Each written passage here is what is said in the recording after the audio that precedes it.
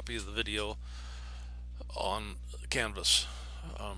As long as somebody shows up to my online sessions, I will hold the session. For one, if nobody shows up, there's no sense in me doing the session because I don't need to teach myself. Two, I will record it and, barring complications in the recording, post the videos on Canvas. Some people like them, some people don't even look at them, which fine by me. They're there for your use to look back on.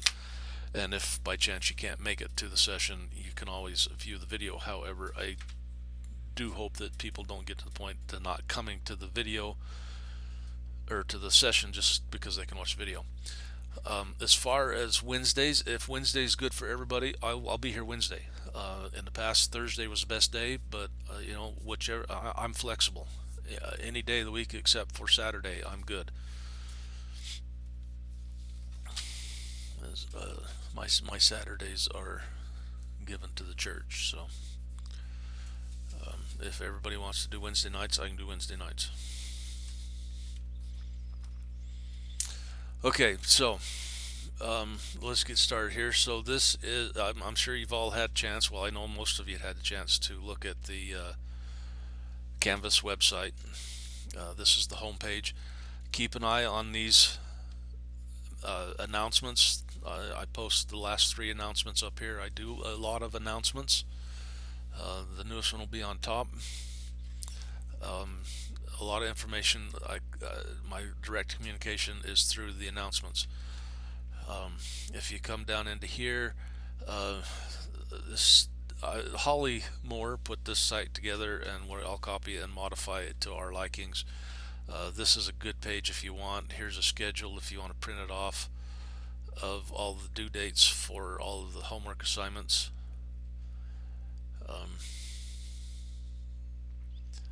It's in Microsoft Word, and it goes through the entire semester of all. And now you'll notice here, after the first week, you only have stuff due on Sunday and Thursday, all the way up until towards the end of July after the second exam. And then there's only a couple weeks to get all that work done. So the last couple weeks are just really packed tight full of work. It's doable. Because there is so much work, I'm a little more flexible on the lateness. I don't dock so much or at all if you're late with the last few assignments, as long as you get them in before the final day. So just be aware of that. And these go pretty easy. Excel, to me, Excel is a breeze. We don't get into some deep Excel stuff. It's probably the deepest stuff we do is using the solver and goal seek, doing some matrix multiplication on systems of linear equations, a lot of plotting. So it's pretty straightforward. So that's there for you if you want it, for both 1030 and 1040. If by chance you don't have your textbook, if you come down to the resources for this course, there's the first 3 chapters, so there's no reason not to have at least the first 2. What, Christian, why are you trying to take control? First 2 assignments you should be able to do even if you haven't received your textbook yet, because the first 3 chapters are here from the 5th edition. If you have an earlier version, the 3rd or 4th edition, you still need to come in here and download this. Here is all the homework assignments out of the 5th edition. You need to do the homework from the 5th edition. It's just that's a department policy. So all the homework is here in PDF form, and this is straight out of the textbook. Because Holly Moore wrote the textbook, we have access to the PDFs of the textbook.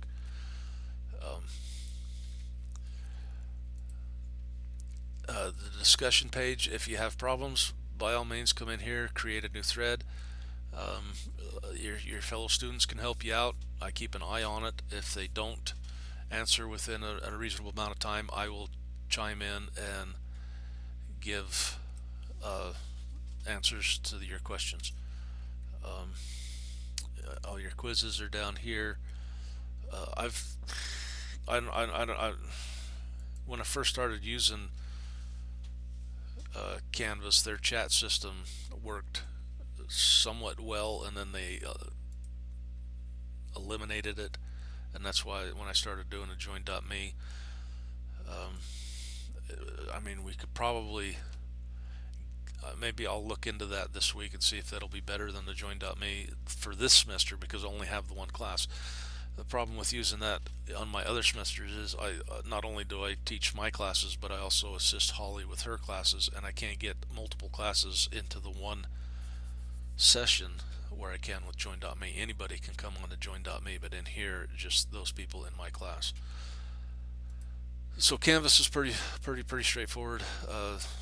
Calendar here shows you also all your due dates when everything's due. That's what a due date is. Yeah. Okay. Yeah, I'm aware of that.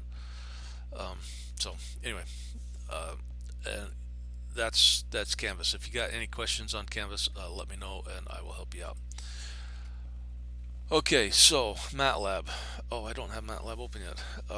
MATLAB is a great tool. It's very handy for manipulating data. I use it at my office for data analysis. We also use it for at my office. We do pipeline inspections.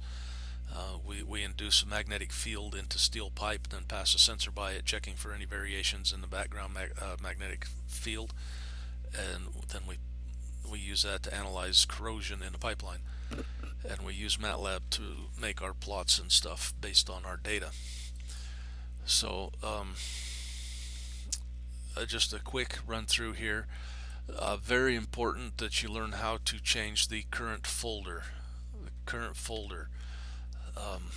This is important, especially when you get into loading and saving data files, and also when we get into I think it's chapter 5 on user-defined functions. MATLAB will default to the current folder. You can specify a path. However, I do not recommend it in my class, because if you specify a path to a folder on your computer, when I try to grade it, I don't have that folder and it don't run. And it just causes me problems and gives me headaches. So to change the current folder, the easiest way is you click on this little icon here that says Browse for Folder, and then just using the window here on a PC. On a Mac, I'm sorry, I can't tell you how to do it on a Mac. I don't know. So I have a folder here on my desktop that is for my online classes, and then just select folder, and you'll see here now this is set up as my folder. Now anything that I save or any files I try to open, that if they're in here, they will open up. If they're not in there on your computer, you'll get an error that says the file not found. So when you see that, you just first thing you want to check is to make sure that the file is in your folder, and that the folder is set to be your current folder. And the same thing when you're getting into the user-defined functions. If it says such and such file not found, it's because you're most likely that you either saved the file incorrectly or you're not set up in your current folder. So once we've got the current folder set up, then we want to start doing our homework. Now there are several ways in which to start an M file, and I suggest for at least the first few assignments, until you get familiar with MATLAB, that you use M files to do your work. Obviously the most straightforward is right there on that button on the home tab, a new script file. That'll open up an M file, and it's called an M file because if you look at the extension, it ends in a .m. Once you got the editor open, if you need another one, you can hit the plus button, and I believe a Control N also gives you another one from the keyboard. So the thing about why we insist on using the M files for our homework, I mean, we could do all the homework over here in the command window. Okay, we can set R equal to 5 and then say that area is equal to pi times R raised to the deuce. Okay, and it works and it gives us our results. But now let's say we wanted R to be actually 5.2. Okay, you can't just come up here and say 5.2 as it don't like it. Okay, so you have to type it over R equals 5.2, and then you either have to retype that area again or use the arrow up button to go to your previous commands and recalculate. Okay, but in the M file, and I suggest you get into the habit of starting every problem with a clear. That'll save you hours and hours of frustration. If you don't clear your variables on each problem, you could define X at problem 1 and get down to problem 13 and use X again, only it's not giving you the right answer, but the code looks right, and it's because you had values saved from problem 1 that you're using in problem 13 that it's working, but it's not working because it's the wrong data. And so, but if you clear after every problem, it'll clear out your workspace. See, we have these values, and now if we execute that, they're gone. The CLC clears the command window. So if you start each problem with those two lines, I think you'll be happy. And now we can come in here and say R equals 5, and if we put a semicolon at the end of it, it will suppress the output to the command window, and I will demonstrate that. And then we can do our area equals pi times R raised to the deuce, and we'll leave that one off. And now that you've got this in your command window or in your M file, there's several ways that you can execute this code. First off, you can highlight all of it, right mouse click, and go evaluate section. And here we see now it cleared all that stuff that was off there and gave us the area of the pipe. And you notice here that it says F9, so you can hit F9. I can't hit F9 right now because I got the Camtasia running in the background, and if I hit F9 it pauses the recording, so I don't want to do that. But trust me, on your computer, if you're not running Camtasia and you hit F9, it will execute it. Another way to do it is to hit Control Enter, and that will execute it because it thinks it's a cell. Okay, but it's not technically a cell because we haven't set it up as a cell. If we come to the editor and if we hit the run button here, it's going to want to save it. We'll just call this a demo tree. So if you hit run, it'll save the file. Every time you hit run, it saves the file and then executes the entire document. And sometimes you want to do that. If you got 30 problems in your homework, you don't want to execute the first 29 just to see that the 30th one is running correctly. So that's where cell mode comes in real handy. Okay, and to create a cell, you put 2% signs followed by a space, and then you can put a comment in there to tell you what's going on in the cell. But as long as you have a space between the two parentheses and the first character after that, it will be a cell. And now let's put some code down here. Let's say R equals 8. Okay, so if we execute this, it should just print that. But now if we come up here and if we hit the Control Enter, you'll notice that it didn't do the R equals 8. It just did what was up here in this cell, and that was it. And if we get rid of the semicolon, now we see that R equals 5 is put into the command window. Okay, semicolons are good. I don't mind you using them on the calculation lines.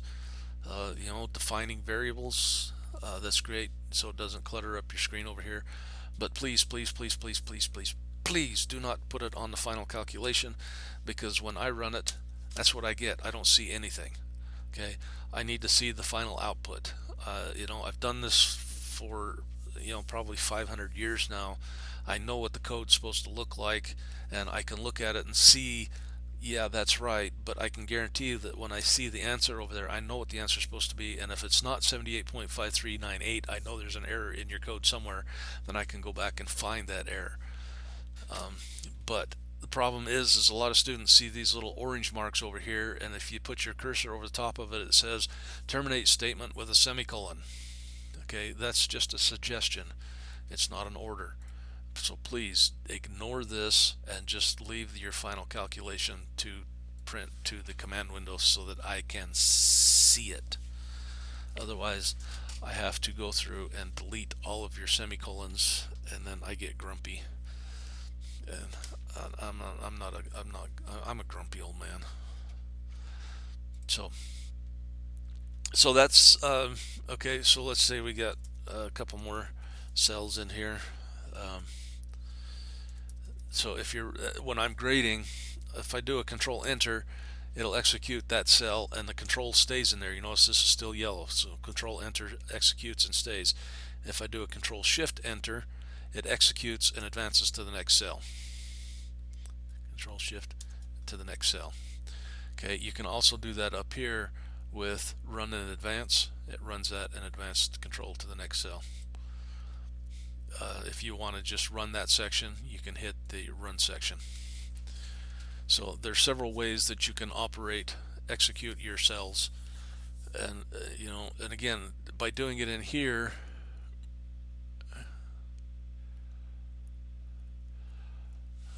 the question here is basically for the video.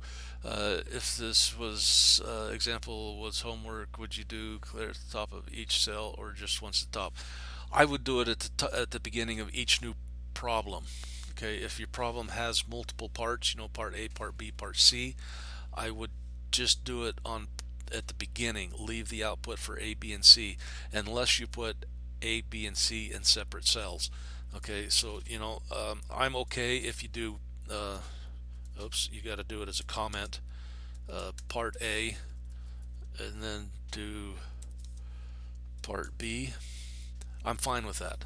But if you want to do each of those as a separate cell, you can do that, and then you can do the clear in between, because if you put a clear at the bottom, and I don't know, a lot of students will do this to me too, they'll put a clear at the bottom of the problem, and even though it's set to display to the command window, when I execute it, it's gone. I don't see nothing because they've cleared everything. And usually this happens when they can't figure out the problem and they don't want to see the mistakes up on the screen. At least that's what I'm thinking, because it's usually at the bottom of problems that they've had issues with. So it's just use your best judgment. There's no right or wrong. Just because my way's the best doesn't mean it's the only way. So yeah, any questions on cells?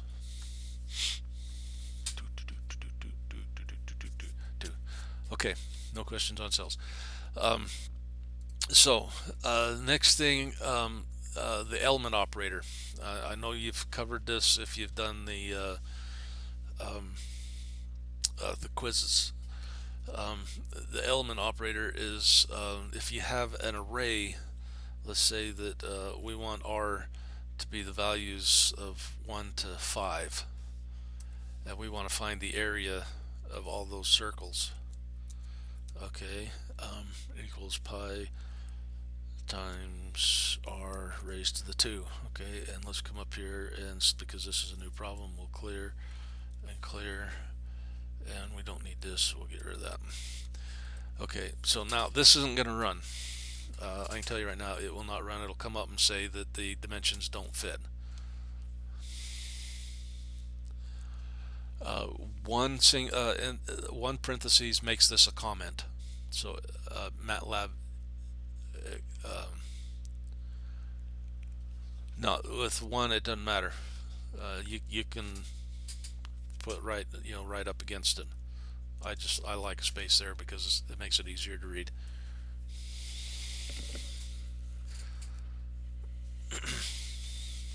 Does that answer your question? Can you hear me, Christian? Did you ever get audio? Okay, cool. Um, so see, now when I tried to run this, it says error using the power because it must be a square matrix. Okay, we're not trying to square the matrix. We just want to square each individual element inside of R. So that's where the element operator comes in, and that is just purely a dot right between the operator, or right before the operator. And what that does is that tells MATLAB to not square the matrix, but go into that vector and take each element, element by element, and square it. And we can see that by, so we have R is defined, so if we just copy this part and X evaluate that, we can see now that R squared is 1, 4, 9, 16, 25. So now when we try to do this, it will actually calculate out the area of those. Okay, this operator, the element operator, is required whenever you're multiplying, dividing, or raising a power to a vector or a matrix, um, especially in the division, because you can't divide by a vector or a matrix. It's impossible. It's like trying to divide by zero. So whenever you're trying to divide by a vector or matrix, you must use the element operator in order to do that. Okay, that was the element operator, and we did the cells. So valid file names. This seems to be a huge issue for a lot of students. When you're saving your files, you must save them with a valid MATLAB file name, which means it must start with a letter and can only contain letters, numbers, and underscores. No minuses, no pluses, no equals, no special characters, and no spaces. Yeah, a lot of students try to go, save it as assignment number 1, or okay, number 2, and you'll get this little window pop up and says, hey, that's not a valid file name, and some of them will go ahead and save over it anyway. Oh, excuse me. So if you just take and make it a valid file name, MATLAB will save it. And the reason for that is, I don't know why we'd want to do this, but if we look over here, and now we can come into our command window and type in correctly assignment underscore 2 in the command window, and it'll open up and execute it. Okay, let's clear everything off. See, there's nothing in the workspace. And now if we execute that again, it opened up that file and executed it by just typing the name in the command window. If it's not a valid variable name, MATLAB couldn't do that.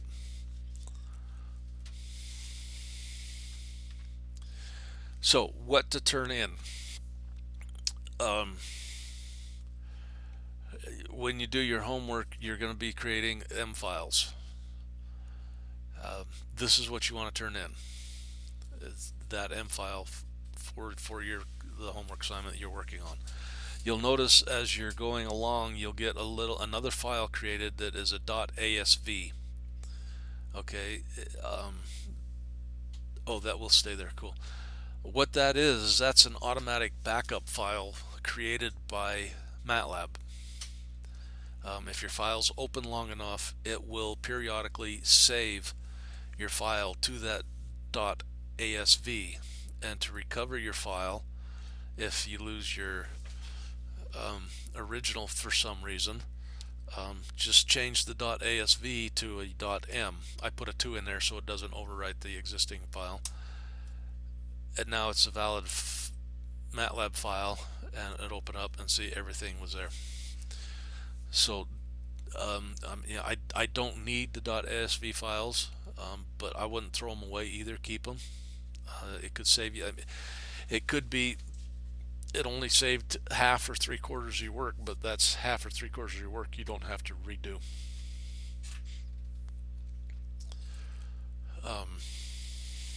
Any questions?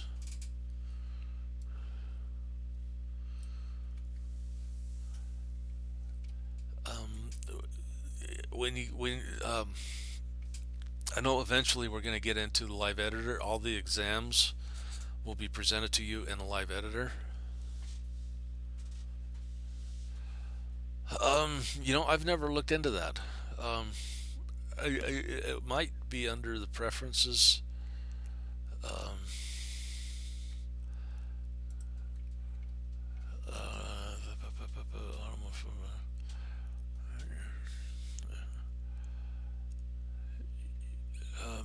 I will look into that and find out if that is possible and get back to you.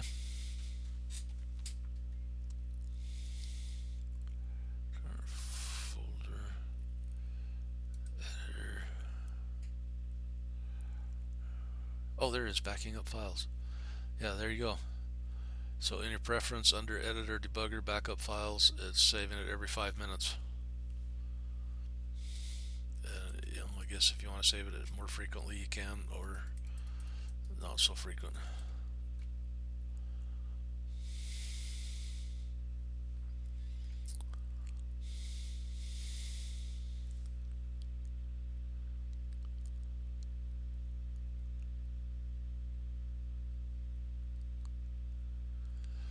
Um, File size is not an issue. However, when we get into the user-defined functions, you'll have like 13 or 14 files you need to submit. You can put them into a folder and zip it to submit just one file. It's easier on me if you do, then I only have one file to download. Go ahead and use any zip program you want. I can always find the program to unzip it. I've got 2 or 3 of them on my computer right now because students use different versions. So yeah, zipping's not a problem. However, if you do have just one file, I don't see any sense in zipping that because then it's just an extra step for me to unzip. But whatever's easiest on you. I'm here to make your life easy. Um, do, do, do. Okay, so I the um,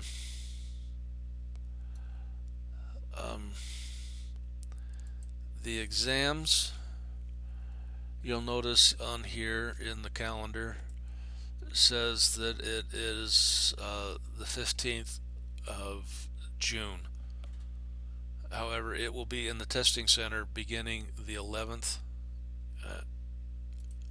from the 11th to the 15th. So you have an entire week in which to schedule a time to go and take the exam. You'll have 2 hours to take the exam. The first 2 exams will be on MATLAB. The final exam for 1030 students will be MATLAB. For 1040 students will only be in Excel. And for the final exam, you only have 4 days, Monday through Thursday, in which to schedule to take the exam. It is open book. For MATLAB, we will provide you with an electronic copy of the textbook. The testing center has it. They will give you that in order to take the test. Well, we can go look at that right now because I have been teaching this class, well, more years than I want to admit. Probably most of you weren't even born when I started teaching this class. And this is the first semester that by the second day of the semester I had all my tests scheduled at the testing center. I almost gave the guy a heart attack over there. So I will get you a link here. Is this the one I want? That's not the one I want. Oh, here we go. No, that's the request form. Where is it? Somebody stole my... Oh, here it is. Appointment scheduler. This is where you'll come online to schedule a time to take the test. Engineering, and see, look at that. See all these foxes up here? So if we click on this one, you will be able to take it at the Jordan River, the South City, and the Redwood campuses. If you have a circumstance that does not allow you, like if you're out of state or unable to, then get with me and we'll find a proctor have a remote proctor set up for you to take the exam. I've done that before. I had a student that was overseas in the military that was taking the class from me.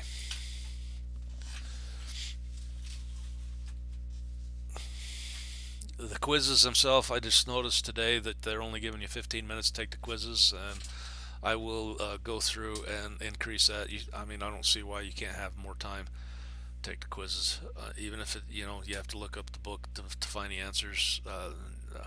Somebody else wrote the quizzes, um, and I think you should have more time for the quizzes.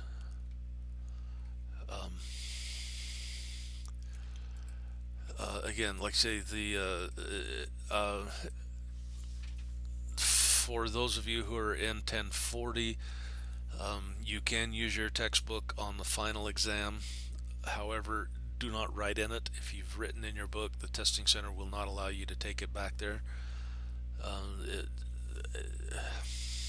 I don't know, 5 years, 10 years ago, we were allowing students to make minor notes, and then we had several students just, I mean, every blank spot in their textbook was filled with handwriting, and so we just had to eliminate the textbooks altogether.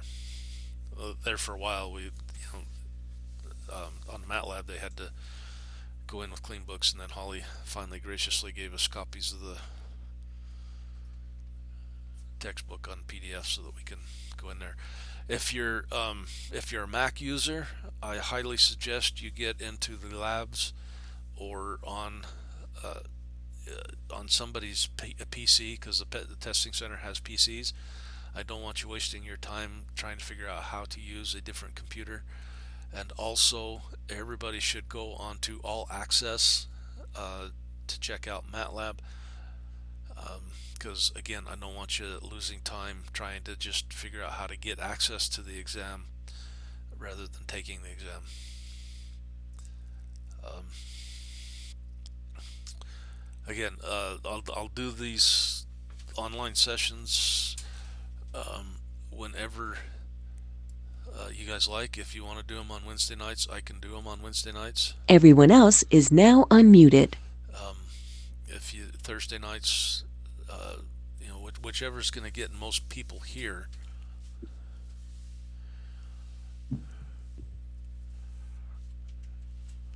Uh, okay, so looks like Thursdays is going to be.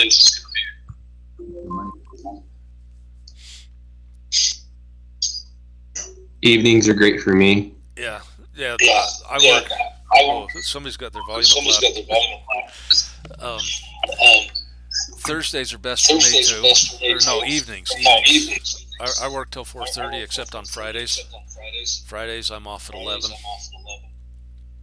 But I've also started working at the temple on Fridays in addition to Saturdays. So my evenings would be best.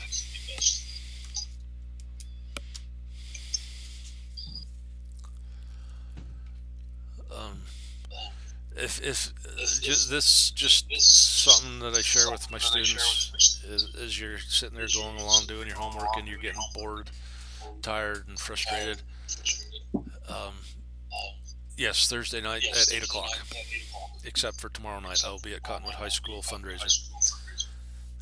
But if you want a break, just type in the command window Y and hit enter, and then hit the arrow up and hit it again, and repeat as often as you like.